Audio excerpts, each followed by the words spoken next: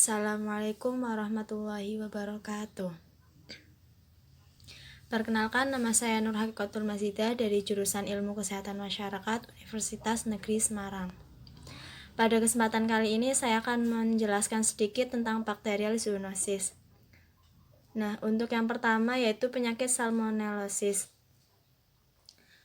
Etiologi dari salmonellosis yaitu dari genus Salmonella yang merupakan bakteri bersifat gram negatif dan terbagi dalam grup, subgrup, dan serotip. Pada ternak unggas Salmonella pulorum, menurut klasifikasi Kaufman, termasuk kelompok D, yang dari aspek struktur antigeniknya dikenal ada 3 tipe, yaitu tipe standar 1, 9, 121, 123, tipe 1, 9, 121, 122, 123, dan tipe 1, 9, 121, 122 menurut Darmojono 2001. Kemudian untuk penyebaran geografisnya, Salmonella tersebar luas di seluruh dunia. Salmonella typhimurium merupakan salah satu spesies yang paling banyak prevalensinya di dunia. Serotip Salmonella enteritidis bervariasi antara satu daerah dengan daerah lainnya dalam periode waktu yang pendek, yaitu kadang dalam 1-2 tahun, relatif sering terjadi perubahan pada serotip. Kemudian untuk sumber infeksi dan model transmisinya, Salmonella typhi dan serotip paratifoid merupakan parasit predominan pada manusia. Hewan bertindak sebagai reservoir bagi Salmonella lainnya. Kemudian untuk sumber infeksi dan model transmisi, secara praktis, makanan asal hewan merupakan sumber infeksi pada manusia. Media yang paling umum yaitu melalui perantaraan daging ayam, daging babi, telur, susu, dan produk lainnya. Makanan asal tumbuhan dapat terkontaminasi oleh produk hewani, kotoran manusia, dan perabotannya kotor pada proses pengolahan bahan sayuran, dan dapur umum juga merupakan media penularan Salmonella ke manusia. Kontaminasi pada air minum maupun pribadi dapat merupakan sumber infeksi utama dari demam tifoid dan agak jarang oleh infeksi Salmonella lainnya. Kontaminasi pada air umum maupun pribadi dapat merupakan sumber infeksi utama dari demam tifoid. Pada umumnya, manusia mengalami infeksi karena mengonsumsi makanan yang terkontaminasi. Faktor yang memberikan kontribusi penting adalah pemasakan yang kurang lama, pendinginan makanan yang terlambat, pendinginan yang kurang, dan penghangatan yang kurang lama sebelum disajikan. Kasus wabah yang tinggi merupakan akibat dari penanganan bahan makanan yang tidak cukup seperti di restoran-restoran maupun fasilitas-fasilitas penyedia makanan. Nah, manusia juga dapat terinfeksi secara tidak langsung dari hewan peliharaan seperti anjing, penyu, monyet, hamster, dan lainnya. Transmisi antar manusia biasanya terjadi di rumah sakit dan korban utamanya adalah anak-anak. Serangga, khususnya lalat, dapat bertindak sebagai faktor mekanik pada lingkungan yang terkontaminasi. Nah, Salmonella akan berkembang biak di dalam alat pencernaan korban dan terjadilah radang usus atau enteritis. Radang usus serta penghancuran lamina propria alat pencernaan oleh penyusunan Salmonella menghasilkan racun yang disebut sitotoksin dan enterotoksin. Hewan yang bertindak sebagai karier menyebarkan siklus hewan ke hewan melalui ekskresi, sedangkan pada unggas melalui telur yang terinfeksi. Kemudian untuk diagnosis salmonellosis pada manusia, diagnosis secara klinik dari gastroenteritis pada penderita Salmonella dapat diketahui melalui isolasi agen penyebab dari feses penderita, uji serologis, dan jika diperlukan melalui uji page. Pada kasus demam tifoid yang disebabkan oleh Salmonella typhi dan terkadang oleh jenis Salmonella yang lain, agen penyebab dapat diisolasi dari darah pada minggu pertama terjadinya penyakit maupun dari feses pada minggu kedua dan ketiga. Diagnosis dari salmonellosis pada hewan juga dibuat dengan pembiakan material feses. Untuk infeksi yang disebabkan oleh Pulorum dan Gallinarum pada unggas, diagnosis secara serologis sangat penting dilakukan untuk memisahkan dan mengeliminasi individu-individu karier. Pembiakan dari Lymphonodos mesenterica merupakan prosedur prinsip yang digunakan pada pemeriksaan postmortem pada hewan. Surveillance pada tempat pengolahan makanan dilakukan dengan jalan membuat pembiakan dari produk sampel pada setiap tahap pemrosesan dan dari peralatan maupun permukaan yang mengalami kontak dengan makanan tersebut. Metode sampling secara khusus telah dikembangkan untuk berbagai jenis makanan yang berbeda. Kemudian untuk kontrol dari salmonellosis yaitu memberikan gambaran kondisi terbaru di mana ayam dan sapi tersebut diternakan, ditransportasikan, dipasarkan, dan dipotong sebagai halnya proses pengolahan makanan sangat memungkinkan produk tersebut mengandung salmonella. Pada saat sekarang, pengendalian didasarkan pada perlindungan manusia dari infeksi dan mengurangi kejadian prevalensinya pada hewan. Pengamatan kesehatan daging dan unggas maupun pengawasan pasteurisasi pada susu dan produksi telur oleh seorang dokter hewan merupakan hal yang sangat penting untuk memberikan perlindungan kepada konsumen. Pengendalian penting lainnya meliputi pendidikan terhadap para penangan makanan baik pada industri komersil maupun industri rumah tangga, yaitu tentang cara pemasakan yang benar, cara pengawatan yang benar pada bahan pangan asal hewan, dan juga tentang higienis lingkungan maupun higienis personal.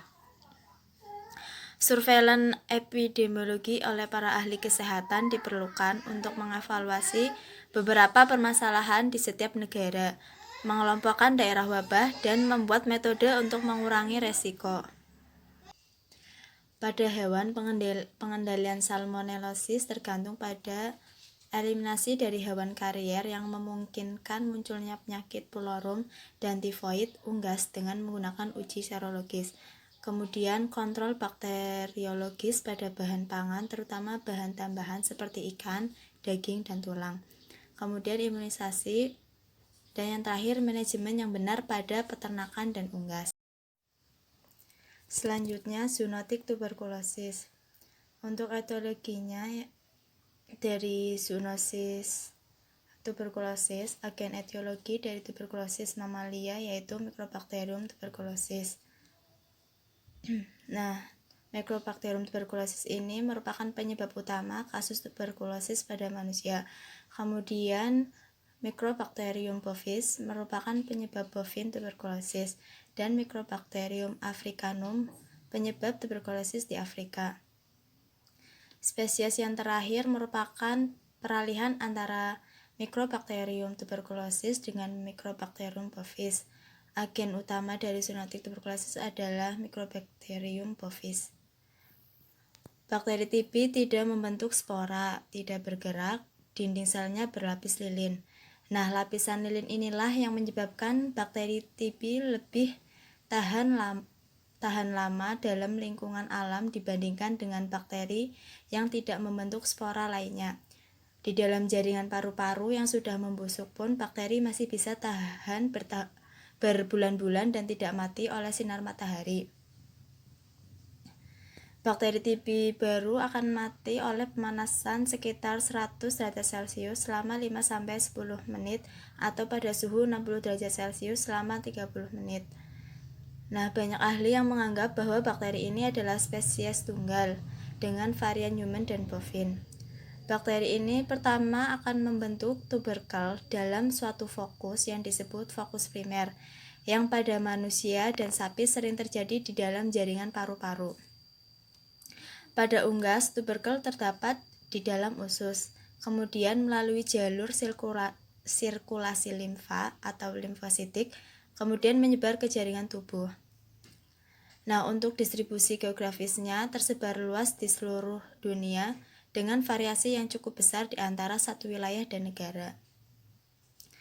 Sumber infeksi dan modal transmisi dari zoonotik tuberkulosis yaitu reservoir utama dari Mycobacterium bovis adalah sapi, yang dapat memindahkan infeksi kepada banyak spesies mamalia termasuk manusia. Manusia menjadi terinfeksi terutama dari ingesti agen yang terdapat dalam susu mentah dan produk susu, dan yang kedua secara inhalasi dari sumber tersebut. Tuberkulosis yang dipindahkan di antara sapi terutama melalui aerosol. Rute digestivus juga memegang peranan yang penting. Nah, tuberkulosis pada babi, kambing, dan domba dianggap sebagai sumber utama infeksi pada sapi, unggas, dan pada manusia.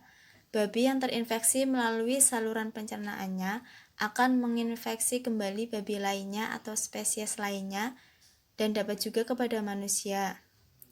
Kemudian kambing dapat dianggap sebagai sumber infeksi pada manusia dan sapi. Nah, anjing sering menyebarkan infeksi pada manusia dan juga pada sapi. Anjing menjadi terinfeksi melalui rute saluran digestivus dan saluran respiratorius. Sumber infeksi yang utama pada kucing adalah sapi dan selanjutnya dapat menyebar dari kucing ke manusia. Nah, di antara hewan liar yang dipelihara, kera merupakan hewan liar yang menarik untuk diketahui karena kepekaannya terhadap Mycobacterium tuberculosis dan Mycobacterium bovis. Kera mendapat infeksi dari manusia secara inhalasi. Adanya tuberkulosis pada non-human primata merupakan permasalahan kesehatan pada manusia. Nah, sejak infeksi pada manusia disebabkan oleh Mycobacterium tuberculosis dan Mycobacterium bovis yang sulit untuk dibedakan baik secara klinik maupun secara radiologi, diagnosis hanya bisa dibuat berdasarkan atas isolasi dan penggolongan agen penyebab. Suatu hal yang perlu dicatat yaitu bahwa Mycobacterium bovis tidak tumbuh subur pada media biakan yang mengandung gliserin seperti media Lownstein-Jansen yang digunakan untuk menumbuhkan Mycobacterium tuberculosis. Nah, untuk diagnosis rutin tuberkulosis pada sapi hanya tersedia metode uji tuberkulin. Sebagian besar tuberkulin tersedia dalam bentuk purified protein derivative atau PPD karena persediaan ini cukup sensitif dan relatif murah dalam produksinya. Sediaan ini terbuat dari strain human maupun dari strain bovin, tetapi peneliti pada tahun-tahun terakhir telah menunjukkan bahwa tuberkulosis yang diproduksi dengan strain dari Mycobacterium bovis bersifat lebih spesifik. Pada sebagian besar negara, hanya tuberkulin mamalia yang digunakan untuk kampanye eradikasi dan uji komparatif atau aplikasi secara bersamaan dari tuberkulin mamalia dan avian. Uji ini dilakukan dengan cara inokulasi 0,1 ml tuberkulin secara intradermal pada kulit di daerah lipat belakang atau bagian longgar dari leher, tergantung pada standar yang digunakan dari daerah tersebut. Nah, uji tuberkulin dapat juga diaplikasikan pada kambing, domba, dan babi dengan hasil yang cukup memuaskan. Pada babi, tempat inokulasi yang cukup baik adalah pada daerah telinga dengan dosis 2000 tuberkulin mamalia dan avian. Penilaian tuberkulinasi dibaca setelah 48-72 jam pasca suntikan. Bila terjadi penebalan pada kulit di tempat suntikan yang diukur dengan kutimeter, maka akan dinyatakan positif. Uji tuberkulin tidak memuaskan bila dilakukan pada kuda, anjing, dan kucing. Nah, beberapa peneliti menyarankan bahwa uji dengan menggunakan BCG dapat memberikan hasil yang lebih bagus pada anjing. Pada kera disarankan untuk melakukan uji tuberkulin pada daerah intrapalpebral, begitu juga dengan radiografi pada kasus yang sudah berlanjut. Kemudian untuk pencegahan infeksi pada manusia terhadap infeksi Mycobacterium bovis, tindakan yang harus dilakukan terdiri dari pasteurisasi susu, vaksinasi dengan BCG. Sekian yang dapat saya sampaikan, semoga bermanfaat. Wassalamualaikum warahmatullahi wabarakatuh.